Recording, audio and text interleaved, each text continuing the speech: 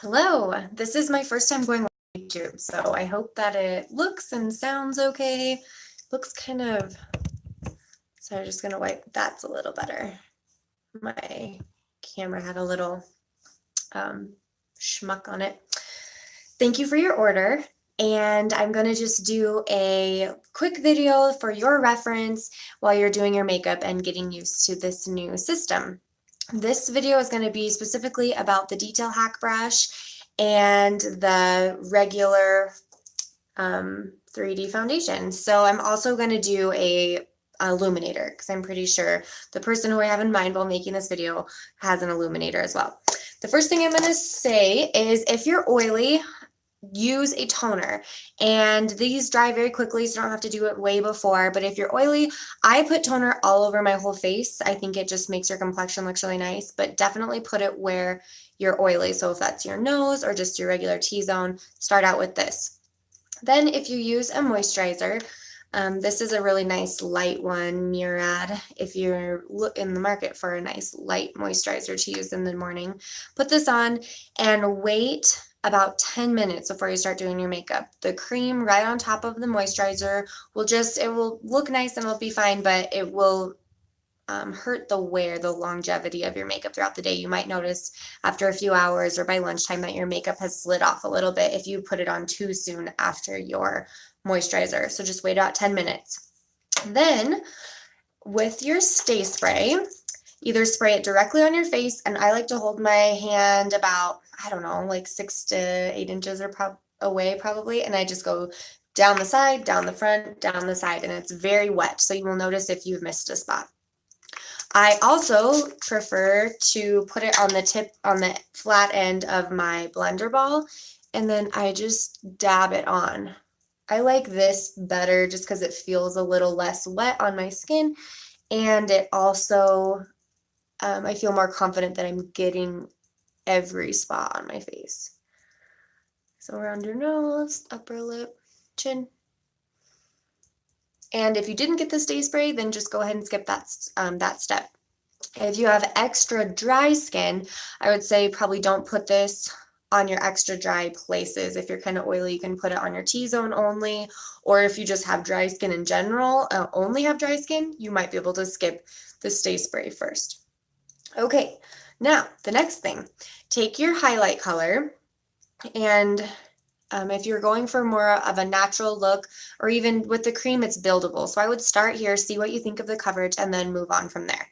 So I just kind of swipe or dab, just gets right on your finger, and then I swipe it on the places I want to highlight, which are my chin, upper lip, under the eye,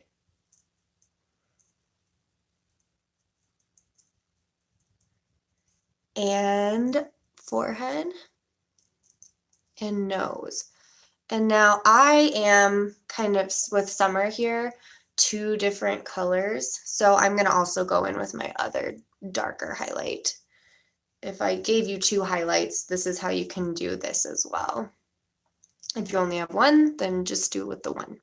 I like to keep this area. My nose, though, does get a little more sun, so I'm going to put a little bit of the darker color there. But under my eyes, chin, upper lip, and kind of this area of my forehead, I use the lighter color more than the darker color. And then the darker color will go on jawline, kind of outer of your forehead.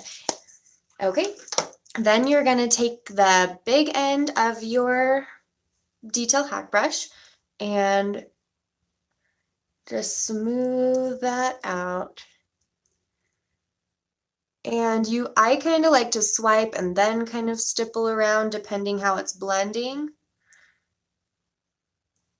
But it's really personal preference. This brush is very soft and it just feels super smooth on your skin. So just get that all blended out.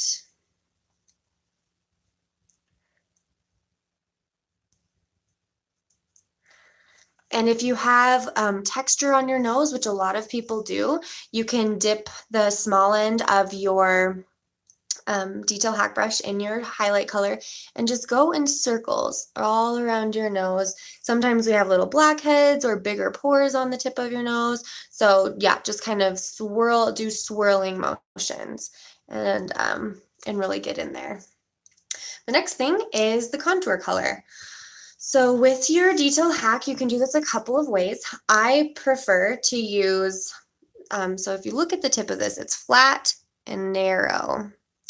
I like to take the flat side and I dip it, let me see the best way to show you, just on that harder edge there. I just get that down into my color. And then I kind of press it under my cheek. You can kind of feel when you press through your flesh where that natural indentation is. So I just kind of push it, and then I like to kind of swipe. If I'm really covering up a blemish or something, be careful swiping because you'll just swipe off your highlight color. And your highlight color is what actually has the coverage. This contour color is more just to add dimension, doesn't have a ton of coverage. So if you have a blemish in this area you're putting this, make sure you cover it with your highlight color first. And then just be careful when you're going over it, kind of stipple it on top, which means just to press it, don't wipe very hard. And these brushes are made to work with you. So if you feel like you're not getting it blended very well, or it looks like you're having trouble kind of streaky, it's probably because you're holding your brush way too close to the bristles. You do not need to be right up front. This is going to just kind of make a choppier look. These brushes are very wonderful. If you bought it, good job. You hold lower on the brush and just with a light hand, let the brush work for you and it'll be so much easier. So again, I'm just gonna press the side in there and put it on with a light hand. And I like to kind of go back and forth and then up. And I go all the way, so the only area you don't want to go is in your mustache area. You don't really want to add a shadow there unless you're going for the mustache look. And you don't want to go too far down. Our jawlines are beautiful things and they add dimension to your face. So you don't want to come down. You just want to add where your cheekbone is, press under, and then feather it up. If you get a really hard line there, it's fine to blend it, especially once you've put the product on your face and your brush is a little cleaner, you can kind of smudge that line if it's too hard of a line. That's fine. You just don't want to add the color too far down your cheek. It'll drag your face down and kind of do the opposite of what you're trying to do.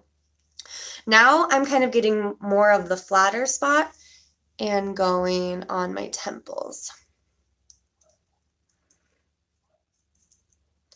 And then another, if you're doing the top of your forehead, which I pretty much only do on the temples, but if you want to give it a shot and see what you think on your face, if you start at your hairline and go forward, and then I kind of go back into my hair just so I don't have a white line there. But if you start here and go forward, then you're not going to get a hard line on your forehead from starting here and going back. So start back and pull forward. And then kind of go back into your hair if you need to. And then this part is also optional. I do it mostly out of habit now, but I start right, so you can see when I lift my chin up, where the shadow starts, kind of when I talk to you, there's like a dip under my chin. I'm not going, not flipping you off, I promise. I'm not going on my chin. I'm going right where that natural shadow is. So I'm going to start there and then just blend back. And you can kind of see, it doesn't do a ton, but it just kind of chisels that jawline just a wee bit more. And I kind of go up towards my ear a little bit and down. And my brush is pretty well, there's not a ton of product on there. So that just kind of chisels that out a little bit. Probably don't need to do that really ever, but not even on a daily basis. But I just kind of like to just feel a little extra finished. Then this is another optional thing if you want to, but it's kind of fun. I take the small end of the brush and I just kind of twirl it in the pan just a little bit. I can kind of see, I don't know if you can see how much I got there. And I go underneath my lip. And I just go right where it naturally kind of starts to pout out, and I just go right underneath that. And then up on the sides. And that just gives your bottom lip a little bit more of a pouty look instantly. And then if you want to do the nose, you can use your brush for this too. So you twirl it in the pan and you just start.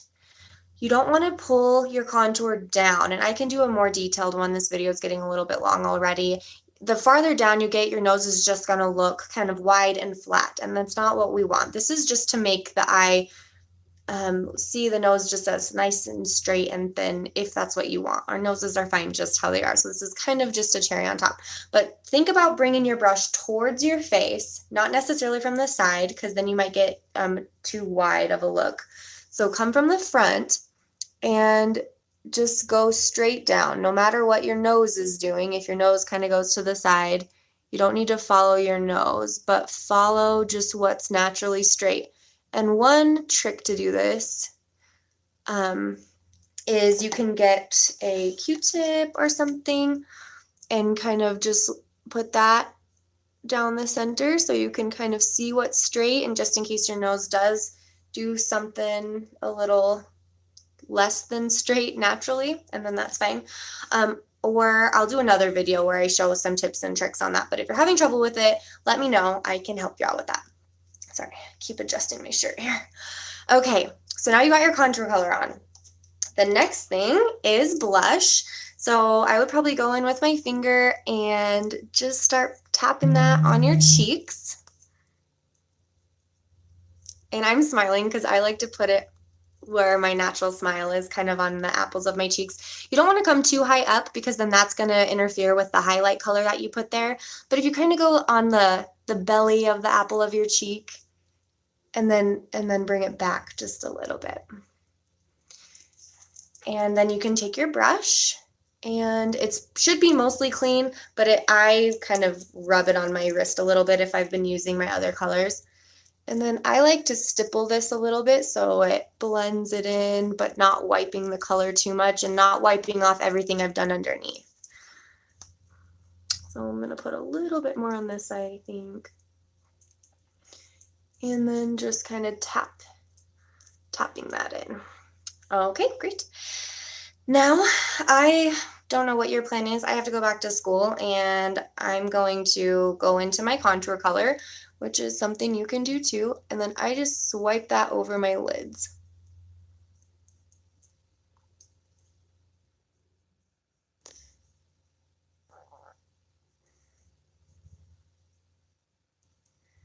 And I kind of gum underneath just to give a slightly smoky eye, I guess.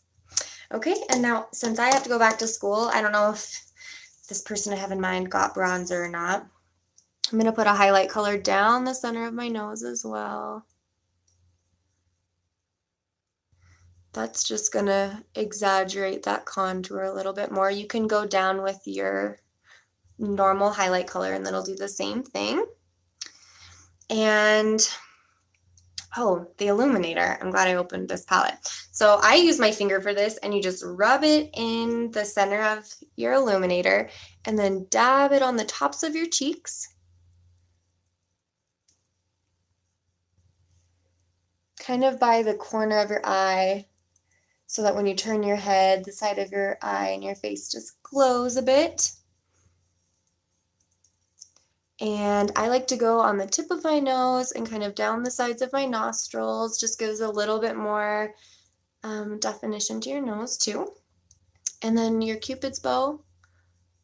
And this, I don't like to go too high. This is kind of a sweaty area for me. TMI, I'm sorry. But so I don't like to get real glowy up in there, just look like I have a sweaty mustache all day, but just right on your little Cupid's bow there. And you can also go under your eyebrow with this. I kind of go under and above, just slightly, kind of give just a little more of a glow. Okay, then the next thing I'm going to do is bronzer, and I don't know if you got bronzer or not, but I just kind of dab that into that cream bronzer, and same kind of thing, start at the hairline and pull down, dab on the tops of my cheekbones, because this is just giving us that sun-kissed look. And you could do your illuminator after this stuff too if you want. I don't find that it wipes it off or anything if you're just being gentle with it.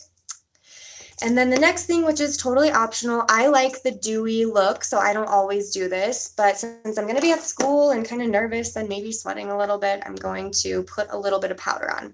You can use any powder you want. Mascara does have a setting powder. It's called Vanilla Dust if you want to just stick with the line. I use a translucent powder I have from Walmart, and when it's gone, I'll probably get the Vanilla Dust, or another one that a lot of mascara girls use is called Airspun. And that I think is just super cheap. You can probably get it from your local Walmart or CVS or something. I'm not exactly sure about that, but look it up online and I'm sure you'll find. And then I just kind of dab this under my eyes, down on the side of my nose, just places where I tend to get a little oily or have some slippage. Chin and forehead. Okay, and now I'm ready to go back. So it's that quick, that easy. I hope that explains it well for you guys who are just getting started and getting the hang of it.